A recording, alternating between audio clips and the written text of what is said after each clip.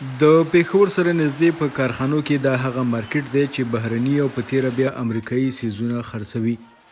دلته امریکایي پوځي بوټان هم پیدا کیږي، دوربینونه هم شته او پوځي پتقي هم.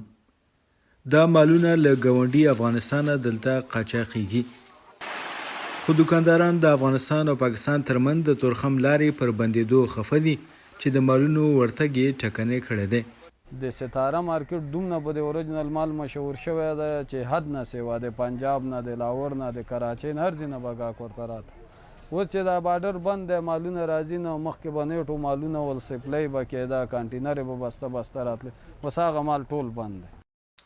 ځایي دوکانداران له افغانستانه د امریکایي ځواکونو په وتلو هم اندېښمن دي او وایي چې دې سره به د پخوا په شان بهرني پوځي مالونه دوی ته نه وررسي.